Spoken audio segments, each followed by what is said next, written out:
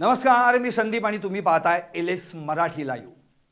आजचा लाईव्हचा विषय तसा गरमागरमीचा आहे, कारण मुळातच रोहित पवार यांनी पत्रकार परिषद घेऊन जो काही मोठा बॉम्बस्फोट केलाय त्यावरच हे आजचं लाईव्ह आधारित आहे। पण आतापर्यंत आमदार रोहित पवार यांची जी काही खासियत आहे ती पुराव्या अभावी न बोलणं अशी नाहीये, तर पुरावा घेऊनच बोलणं अशी आहे। पण आज त्यांनी त्यांच्याच स्वभावाला छेद दिलाय की काय असंच जवळपास दिसतंय। कारण त्यांनी आज पत्रकार परिषदेत एक दावा केला। त्यांनी स्पष्टपणे म्हटलं की राष्ट्रवादीचे प्रफुल्ल पटेल आणि सुनील तटकरे हे दोघे 22 आमदारांना घेऊन भाजपमधूनच निवडणूक लढणार।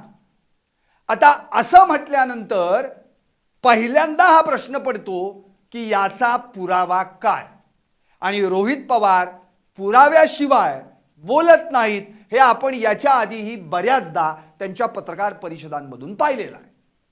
त्यामुळे आजच्या लाईव्हचा विषय हाच आहे की रोहितजी नुसत्या हवेत गोळ्या नको, 22 आमदार कोण ते सांगा। आता हा सगळा बॉम्बस्फोट जो काही रोहित पवारांनी केला आहे त्याच्या आधीची पार्श्वभूमी पहिल्यांदा समजून घेणं फार गरजेचं आहे।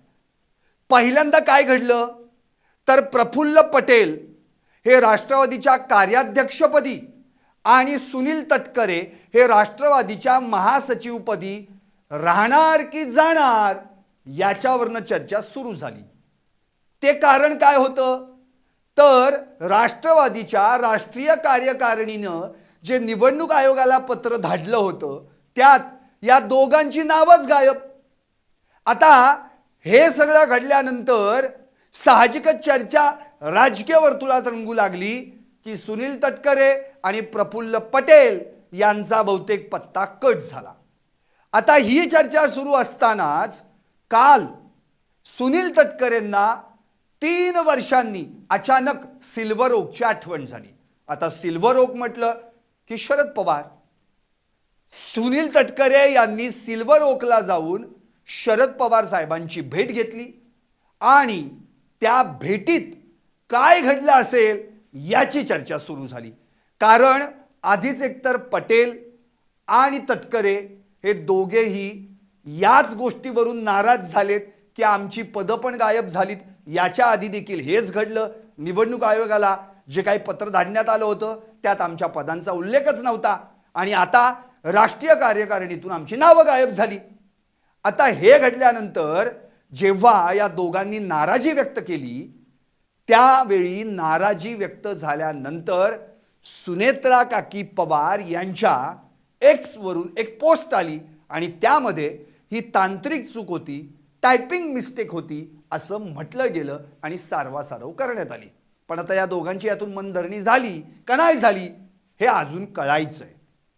आता ही जी काही सुनेत्रा पवार, प्रफुल्ल पटेल आणि सुनील तटकरे यांच्यात चर्चा झाली की आमची नावं यादीतून का वगळली, ही चर्चा महाराष्ट्रात नव्हे गुवाहाटीत झाली। कारण की सगळेजण एकाच विमानात बसून या गुवाहाटीला गेले होते आणि त्यावेळी प्रफुल्ल पटेल आणि तटकरे यांनी आपली नाराजी व्यक्त केली असं सांगितलं जातंय। पण येताना काय घडलं, येताना तटकरे आणि प्रफुल्ल पटेल सुनेत्रा पवार यांच्यात विमानात बसून प्रवास न करता मुख्यमंत्री देवेंद्र फडणवीस यांच्या विमानात बसून महाराष्ट्रात आले। त्यामुळे तिथं काही वेगळी आतापर्यंतची घटना घडली आहे का जेणेकरून आता बाद झालं, आता मला कोणत्याही परिस्थितीत सिल्वर ओक गाठलंच पाहिजे। आणि मग 3 वर्षांनी सुनील तटकरेंना आठवण झाली ती राष्ट्रवादी एकसंध असताना त्याचे अध्यक्ष अर्थात शरद पवार यांची, ज्यांच्यामुळं सुनील तटकरे, प्रफुल्ल पटेल हे घडले, यांचं राजकीय कारकीर्द घडली ते शरद पवार। मग सुनील तटकरे अर्थातच शरद पवार यांच्या या सिल्वर ओक या निवासस्थानी गेले। आता त्याच्यावर चर्चा काय सुरू झाली, ज्या अर्थी सुनील तटकरे शरद पवारांना भेटायला गेलेत म्हणजे 100% हे नाराज आहेत आणि सुनेत्रा पवार, पार्थ पवार यांच्या विरोधातली नाराजी हे शरद पवारांसमोर व्यक्त करतायत। त्यामुळे आता तटकरे आणि पटेल हे दोघं नेते काय निर्णय घेत आहेत याची चर्चा सुरू झाली। हे राष्ट्रवादीत राहणार का नाही राहणार? पण तोच या चर्चेची राळ खाली बसत नाही तेवढ्यात आज रोहित पवार यांनी पत्रकार परिषद घेऊन बॉम्बच टाकला. त्यांनी थेट म्हटलं की प्रफुल्ल पटेल आणि सुनील तटकरे हे त्यांच्या पक्षातील 22 आमदार घेऊन भाजप सोबत जाणार आणि भाजपमधूनच निवडणूक लढणार. इतकंच नव्हे तर त्यांनी मावळचे आमदार सुनील शेळके यांचा विशेष उल्लेख करून हे तर भाजपमधूनच लढणार असा दावा केला. आणि त्याच्या जोडीला एक सप्लिमेंटरी जोडली की एकनाथ शिंदे यांच्या पक्षाचेही काही आमदार भाजपच्या गळाला लागलेले आहेत. एकूण मिळून हे 40 आहेत. आता असा दावा केल्यानंतर पहिला प्रश्न हा पडतो की मुळातच रोहित पवार यांची आत्तापर्यंतची जर आपण स्टेटमेंट पाहिली तर ते नेहमी पुराव्याला धरून बोलतात. हातात पुरावा मग बोलतात. आता पुरावाच नसेल तर मग 22 आमदार कोण, कुठले? रोहित पवारांना कसं कळलं हे 22 आमदार राष्ट्रवादीतून भाजपमध्ये जाणार आहेत आणि एकनाथ शिंदे यांच्या शिवसेनेचे काही आमदार ऑलरेडी भाजपच्या गळाला लागलेले आहेत? हा कळायला मार्गच नाहीये. आणि मुळात हे सगळं झालं जरी या सगळ्या आत्तापर्यंतच्या गोंधळात, तरी भाजपला काय फरक पडेना. कारण मुळातच भाजप ऑलरेडी स्ट्रॉंग आहे. भाजपसोबत राष्ट्रवादी आहेच, भाजपसोबत शिवसेना आहेच. मग या घरातून त्या घरात काय, त्या घरातून या घरात काय, फरक काय पडला? एकतर मुळात ही महायुती आहे. आता महायुती असल्यानंतर या खोलीतनं त्या खोलीत गेलो काय, त्या खोलीतनं या खोलीत गेलो काय, फॅमिलीच एक आहे. त्यामुळं घर प्रत्येकाचं एकच आहे. आता या सगळा हा जो काही केऑस तयार झालाय याच्यावर जेव्हा या रोहित पवारांना प्रश्न विचारण्यात आला की तटकरे हे शरद पवारांना भेटलेत त्यामुळे आता वेगळं काहीतरी शिस्त आहे का राष्ट्रवादीमध्ये, त्यावर रोहित पवारांनी तटकरेंना टोलाच हाणला. 3 वर्षांनी सिल्वर ओकला जर त्या ठिकाणी सुनील तटकरे शरद पवार साहेबांना भेटायला गेले असतील तर त्यांना कदाचित सिल्वर ओकचा चहा आवडला असेल. आता असा टोला लगावल्यानंतर सुनील तटकरे यांनी मुळात हे स्पष्ट केलं की मी ऑलरेडी का भेटायला गेलो होतो. त्यांनी असं म्हटलंय की मी जे भेटायला गेलो त्यामागे शरद पवारांच्या तब्येतीचं कारण होतं. एकतर मुळात ते मध्ये ब्रिज क्रँडी यामध्ये ॲडमिट होते हॉस्पिटलमध्ये, तेव्हाही आमची भेट झाली नाही आणि आता त्यांच्या तब्येतीची विचारपूस करण्यासाठी मी त्या ठिकाणी भेटायला गेलो. आता मुळात याच्यात 2 ते 3 प्रश्न निर्माण होतात. पहिला प्रश्न, पहिल्यांदा जे निवडणूक आयोगाला पत्र पाठवण्यात आलं त्यामध्ये यांच्या नावांसमोर यांची पदच नव्हती. म्हणजे कोण? प्रफुल्ल पटेल आणि सुनील तटकरे. आता तेव्हा ती टायपिंग मिस्टेक आहे समजू शकतो आपण. पण आता पुन्हा एकदा राष्ट्रीय कार्यकारिणी राष्ट्रवादीची जी आहेत त्या संदर्भातली माहिती निवडणूक आयोगाला पाठवण्यात आली, त्या त्यांची नावच नाही आहेत, तरी सुद्धा टायपिंग मिस्टेक. मग एकदा टायपिंग मिस्टेक झाली मान्य आहे, 2दा टायपिंग मिस्टेक झाली, याचाच अर्थ सुनेत्रा पवार यांना, या दोघांना याच्यातून काही मेसेज द्यायचा आहे का? पण खरं म्हणजे सिल्वर ओकला जाऊन शरद पवारांची भेट घेऊन सिल्वर ओकचा चहा 3 वर्षांनी पिऊन सुनील तटकरे यांनी सुद्धा सुनेत्रा पवार आणि पार्थ पवार यांना काही मेसेज तर दिला नाही ना. त्यामुळे कुणी कुणाला मेसेज दिलाय हा प्रश्न देखील आता राजकीय वर्तुळात सगळ्यांनाच पडलाय. मुळात हे सगळं जे काही घडलंय याच्या मागचं मूळ कारण काय आहे तर आपल्या सर्वांनाच माहिती आहे, विलिनीकरण. अजितदादा जोपर्यंत हयात होते तोपर्यंत एक कलमी कार्यक्रम होता. दादा म्हटले की सगळे स्टॉप, 1 मिनिट असं म्हटलं की सगळे गप. मग तो कार्यकर्ता असो, समर्थक असो, आणखी कोणी नेता असो, काही फरक पडत नाही. दादा म्हणतील तशा पद्धतीनं पक्ष त्या पद्धतीनं चालत होता. ज्यावेळी एकसंध राष्ट्रवादी होती तिथून दादा बाहेर पडले तेव्हा पडले आणि थेट शपथविधी झाला. त्यामुळे ऑलरेडीच दादांच्या समर्थनार्थ अनेक आमदार दादांसोबत गेले. नंतर निवडणुका झाल्या, लोकसभा झाली, विधानसभा झाली.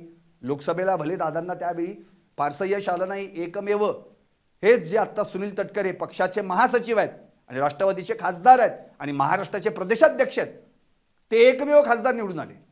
पण विधानसभेला मात्र दादांच्या पक्षानं करिश्मा केला आणि 40 आमदार निवडून आले. आता ही एकसंध 40 आमदार जे निवडून आलेत त्यांची मोठ दादांनी बांधून ठेवली होती. पण महाराष्ट्राचं दुर्दैव, पक्षाचं दुर्दैव की अजित पवार यांचं विमान अपघातात निधन झालं. आता त्यांच्या निधनानंतर अगदी तिसऱ्याच दिवशी सुनेत्रा पवार यांनी उपमुख्यमंत्री पदाची शपथ घेतली. अर्थात त्याच दरम्यान कुठे ना कुठेतरी दादांचं निधन झाल्यानंतर उपमुख्यमंत्री पदाची शपथ होईच्या दरम्यान विलीनीकरणाच्या चर्चा सुरू झाल्या. आता इथे अजितदादा नसताना या पक्षात आत्तापर्यंत सिनियर कोण आहे तर मग छगन भुजबळ असतील, प्रफुल्ल पटेल असतील, सुनील तटकरे असतील. आता यांनी या पक्षावरचा आपला होल्ड आपल्या हातात राहावा यासाठी प्रयत्न सुरू केले. अर्थात असं राजकीय वर्तुळात बोललं जात आहे. पण त्याच दरम्यान विलीनीकरणाची पण चर्चा अजितदादांसोबत झाली होती. महापालिकेच्या निवडणुकांनंतर आपण एकदा परत बसू असं त्या ठिकाणी ठरलं होतं, असं शरदचंद्र पवार राष्ट्रवादी काँग्रेसच्याच समर्थकांकडून सांगितलं जातं, नेत्यांकडून सांगितलं जातं. अर्थात रोहित पवारांनी त्याला दुजोरा दिला, शरद पवारांनी दुजोरा दिला. इतकंच नव्हे तर शशिकांत शिंदे जे प्रदेशाध्यक्ष आहेत शरदचंद्र पवार राष्ट्रवादी काँग्रेसचे, त्यांनी देखील दुजोरा दिला. पण तटकरे आणि पटेल यांना मात्र विलीनीकरणासंदर्भात काहीही माहीत नव्हतं असं या दोघांनी स्पष्टपणे म्हटलं आणि हात वर केले. याचाच अर्थ यांना विलीनीकरण नको होतं.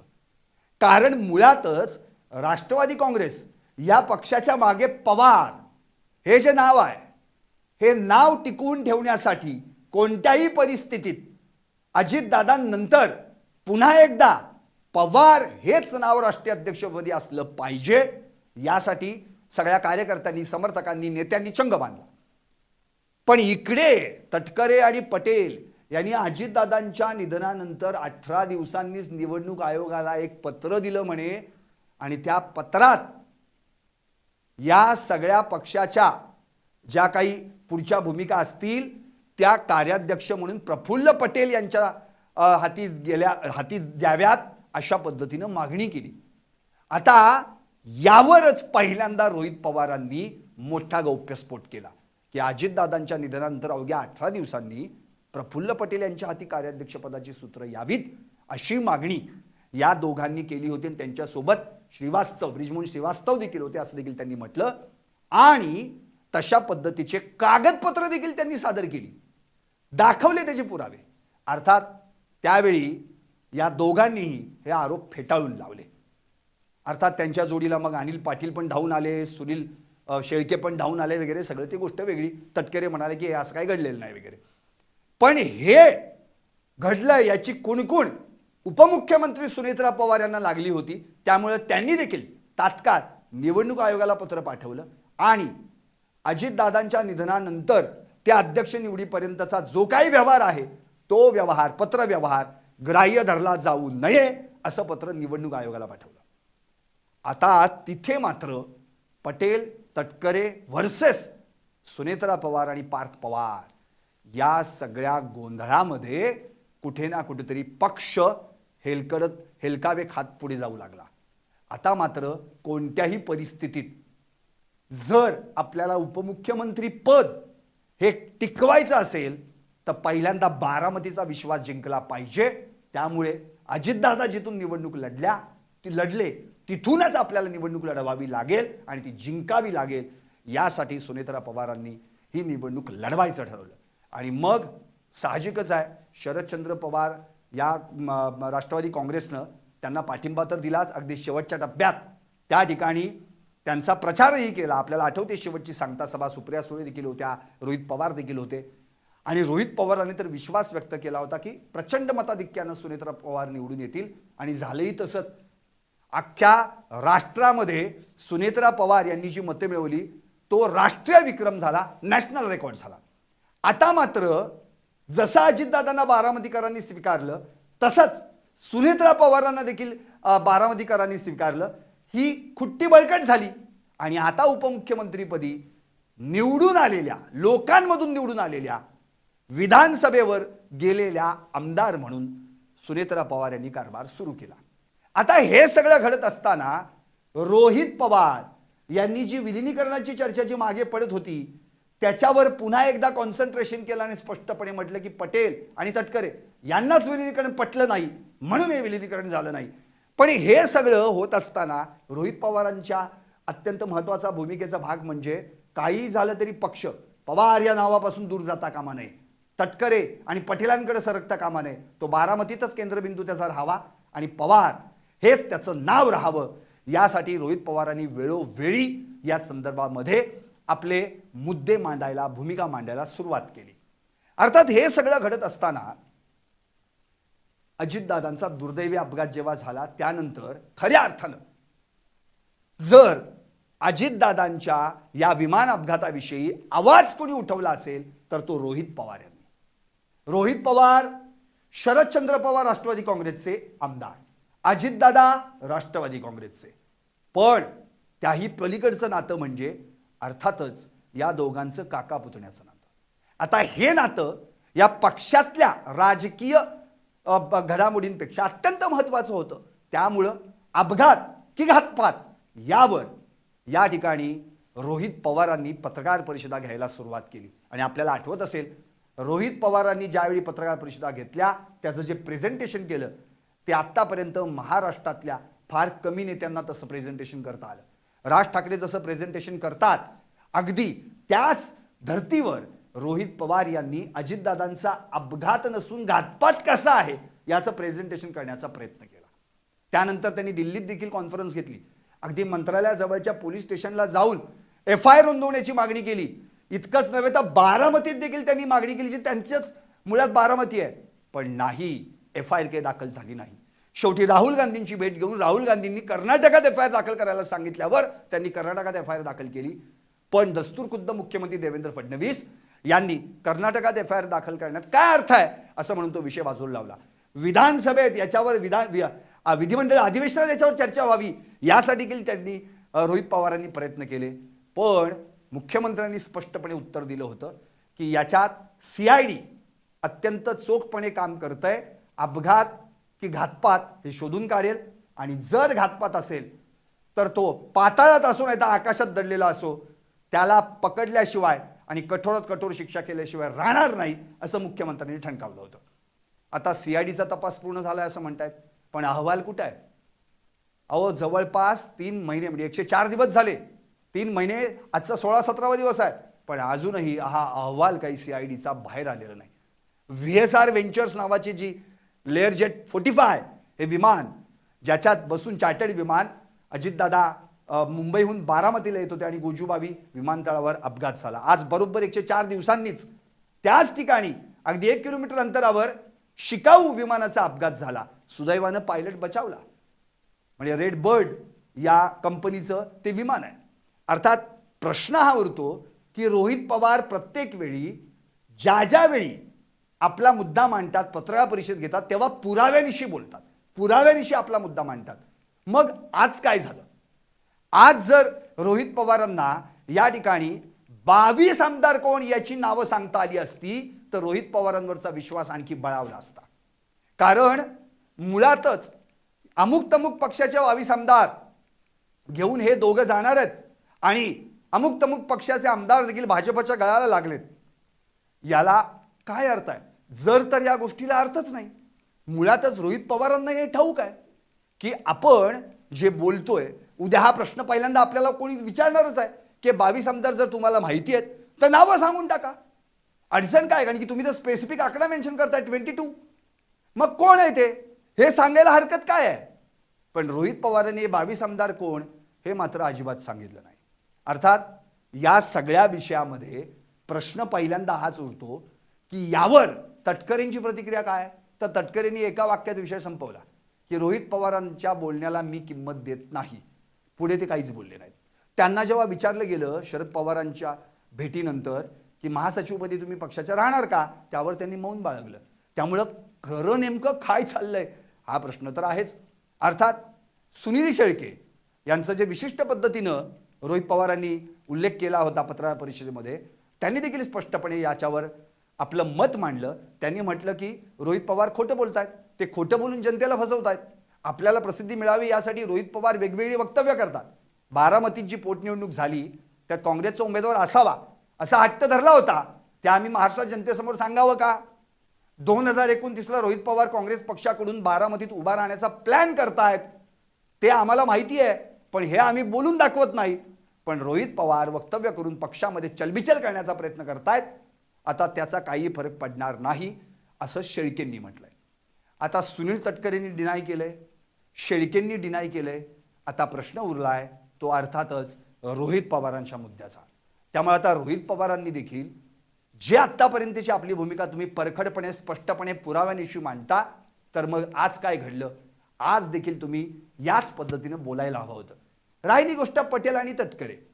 पटेल आणि तटकरे आणि इकडे पार्थ पवार आणि सुनेत्रा पवार यांचं काही फारसं पटेन असं आहे, ते एकमेकांवर नाराज आहे हे तर क्लिअरच झालेलं आहे. कारण की ऑलरेडीच हा पक्ष विलिनीकरण करण्यापर्यंत पोहोचला असताना मध्ये खोडता पटेल आणि तटकरेंनी घातला असं म्हटलं जात आहे. दुसरी गोष्ट, तिकडे नाना पटोलेंनी 4 मंत्री भोंदू खराच्या प्रकरणामध्ये अडकण्याची शक्यता आहे आणि त्यांचा हात आहे, त्यांची चौकशी झाली पाहिजे असं म्हटलं होतं. आता एवढ्या सगळ्या प्रकरणांमध्ये अनेक मंत्र्यांची नावं आली, भोंदू खरातबरोबर जोडले गेले फोटो व्हिडिओ. पण सुनील तटकरे यांचं नाव प्रकर्षानं आलं होतं. अर्थात ते आत्ता मंत्री नसतीलही, पण ते खासदार आता राष्ट्रवादीचे, तिकडे जे आपण ज्याला म्हणतो दीपक केसरकर, भले आत्ता मंत्री नाही आहेत पण ते देखील मंत्री राहिलेले आहेत. म्हणजे मला असं म्हणायचं आहे की कुठे ना कुठेतरी भाजप आणि राष्ट्रवादी या दोघांना एकत्रित करून, म्हणजे राष्ट्रवादीतली काही माणसं आणि शिवसेनेतली काही माणसं एकत्रित करून भाजपला असं आत्ता कोणतीही निवडणूक नसताना काय साधायचंय. मुळातच दादांनी अख्खा पक्षच भाजपसोबत आणला, शिंदेंनी अख्खा पक्ष भाजपसोबत आणला, मग आणखी म्हणजे घरात आलेत, म्हणजे उंबऱ्याच्या आत आलेत आणि आता पुढं हॉलमध्ये जाणार नाहीत, याला काहीच अर्थ नाहीये. मुळातच हे सगळे एका महायुतीचेच घटक झालेत, तर आता वेगळं काय करायचंय. बरं, भाजपला राष्ट्रवादी आणि शिवसेनेची म्हणजे एकनाथ शिंदेची शिवसेना या दोन्ही पक्षांची साथ आहे. हे दोन्ही पक्ष ऑलरेडी भाजपसोबत आहेत. लोकसभा लढले, विधानसभा लढले, महापालिका भले स्थानिक पातळीवरच्या निवडणुका होत्या म्हणून लढले नाहीत. इथे सुनेत्रा पवारांविरुद्ध कोणीही उमेदवार त्या दोघांपैकी दिला नाही. मग आणखी वेगळं काय पाहिजे. त्यामुळं भाजप राष्ट्रवादीतले आणि शिवसेनेतले एकत्रित करून परत आपला काहीतरी वेगळा ऑपरेशन लोटस करेल असं आत्ता तरी सध्या काही वाटत नाही. त्यामुळे रोहित पवार यांनी यामागचं नेमकं कारण काय, त्यांना असं का वाटतंय, जसं ते अजित पवारांच्या अपघात घातपाताविषयी अगदी ठामपणे सांगतात, पुराव्यानिशी सांगतात, त्या ठिकाणी सुनील तटकरे यांनी निवडणूक आयोगाला, प्रफुल्ल पटेल असतील यांनी जे पत्र दिलं होतं त्यात प्रफुल्ल पटेल कार्याध्यक्षपदी त्यांची घेऊन मागणी त्यांच्याबाबतची केली होती, त्याचे देखील पुरावे सादर करतात. मग आता इथं काय झालं, इथं पुरावे देताना प्रॉब्लेम काय आला. 22 आमदारांची नावं खटा पत्र परिषद वाचून दाखवली असती, विषय संपला असता. त्यामुळे आता पुन्हा एक पिल्लू सोडून दिलं की आता हे 22 आमदार कोण. आता जर राष्ट्रवादी पक्षाची परिस्थिती बघितली तर ऑलरेडी म्हणजे अजितदादा हयातीत होते तेव्हा 40 आमदार निवडून आले. अजितदादांच्या निधनानंतर पुन्हा पोटनिवडणूक लागली आणि सुनेत्रा काकी पवार निवडून आल्या. आता त्यापैकी 2 महिलांकडे मंत्रिपद आहेत. ऑलरेडी आपण पाहिलं तर अदिती तटकरे, सुनील तटकरेंचीच कन्या आहे, त्यांना देखील महिला व बालकल्याण मंत्रिपद आहे त्यांच्याकडे. सुनेत्रा काकी पवार तर ऑलरेडी त्यांच्याकडे उपमुख्यमंत्रीपद आहे. आता आणखी काही पदं आपल्याच पक्षातल्या वेगवेगळ्या नेत्यांकडे आहेत. दत्ता भरणे जे ऑलरेडी इंदापूरचे आहेत आमदार पुण्यातलेच, त्यांना देखील कृषी मंत्री त्या ठिकाणी पद आत्ताच मिळालेलं आहे. इतकंच नव्हे, छगन भुजबळ जे मंत्रिपदाच्या प्रतीक्षेत होते, कारण की ते पद धनंजय मुंडेंना आधी देण्यात आलं होतं, पण नंतर ते काढून घेण्यात आलं आणि मग अन्न व नागरी पुरवठा संरक्षण मंत्री म्हणून ऑलरेडीच ते पद पुन्हा छगन भुजबळांच्या वाट्याला आलं. आता प्रश्न असा उरतो, तिकडे हसन मुश्रीफ आहेत, त्यांना देखील वैद्यकीय शिक्षण मंत्रीपद मिळालेलं आहे. बाबासाहेब पाटील आहेत, सहकार मंत्रीपद त्यांच्याकडे आहे. इंद्रनील नाईक आहेत, त्यांना उद्योग राज्यमंत्रीपद त्यांच्याकडे देण्यात आलेलं आहे. आता एवढी पदं ऑलरेडी पक्षामध्ये आहेत, सगळ्या आलबेल आहे. तर अशा वेळी या सगळ्या पक्षातून काही माणसं आपल्याकडे आणून पुन्हा वेगळा पॉलिटिकल गेम भाजप आत्ता तरी करेल असं वाटत नाही. अर्थात भाजपवर किती विश्वास ठेवायचा नाही, त्यांच्या पुढच्या स्ट्रॅटेजी काय असतील हे त्या त्या पक्षाची भूमिका आहे. पण आता तरी यापुढं निवडणुका ज्या आहेत त्या परराज्यातल्या आहेत, आपल्या महाराष्ट्रात नाहीत. आपल्याकडे महापालिका झाल्या, पंचायत समित्या झाल्या, जिल्हा परिषदा झाल्या, विधानसभा झाल्या, लोकसभा झाल्या. आता आपल्याकडं सर्वात महत्त्वाची जी निवडणूक येणार आहे ते 2029ची. आता अजून त्याला बराच वेळ आहे, तोपर्यंत बरंच पाणी पुला करून जाणार आहे. आता तोपर्यंत सुनेत्रा काकी पवार यांचा पक्षावरचा होल्ड देखील समजणार आहे. त्यांची ताकद, त्यांची दादांसारखी एकसंध भूमिका आपल्याला या पक्षामध्ये पाहायला मिळणार आहे. त्यामुळे आता पार्थ पवार, ज्यांना ऑलरेडी सुनेत्रा पवारांनी राज्यसभेवर पाठवलेलं आहे, जय पवार स्वतःहून त्यावेळी ते म्हणाले होते, आमचेच LS मराठीचे रिपोर्टर ज्यांनी त्यांना प्रश्न केला होता की 2029ला तुम्ही लढणार का, तेव्हा जय पवार म्हणाले होते की जनतेची तर इच्छा आहेच पहिल्यापासून की मी निवडणूक लढवावी, पण शेवटी ते जनतेचं मत झालं, जनता ठरवेल काय करायचं ते. पण नेमकंच जय पवार बोलून देखील गेले की सुनेत्रा काकी पवार मुख्यमंत्री व्हाव्यात आणि इथून त्यांनी निवडणूक लढवावी म्हणून. याचाच अर्थ मुळात पार्थ पवारांना तिकडे राज्यसभेवर पाठवून इकडे जय पवार यांना आपल्या सोबत ठेवून आपल्या भोवतीचं एक राजकीय संरक्षित कड उभं करून सुनेत्रा पवारांनी अत्यंत उत्तमरित्या मोठ बांधायचा प्रयत्न केलेला आहे आणि ते बारामतीच्या मतदानातून दिसून आलेलं आहे. त्यामुळं आता तटकरे आणि पटेल या दोघांना कोणत्याही परिस्थितीत अशी जर काही चाल खेळायचं असेल तर ते उघडपणे शरद पवारांची भेट घेऊन त्याच दिवशी ज्या दिवशी त्यांची नावं वगळल्यानं ते नाराज झाले होते असं तर काही करणार नाहीत. त्यामुळं या सगळ्या प्रकरणामध्ये रोहित पवार यांनी जो चेंडू टाकला आहे त्यांच्या कोर्टामध्ये, आता तुम्ही उत्तर द्या की पुढचं काय आहे. प्रश्न आहे की रोहित पवारांना हे 22 आमदार कोण हे जर माहीत होते तर थेटच बॉम्बगोळा टाकायचा होता, सगळेच उघड उघड समोर झालं असतं, दूध का दूध पाणी का पाणी झालं असतं. पण रोहित पवारांनी कदाचित तो हादसा राखून ठेवला असावा आणि भविष्यात तो ओपन करण्याची वाट बघत असावेत. तोपर्यंत आपल्यालाही वाटच बघावी लागेल. पण रोहित पवारांना हा प्रश्न तर आपण नक्कीच करू शकतो, रोहितजी नुसत्या हवेत गोळ्या नको, 22 आमदार कोण ते एकदाच सांगा की. पाहत रहा LS मराठी.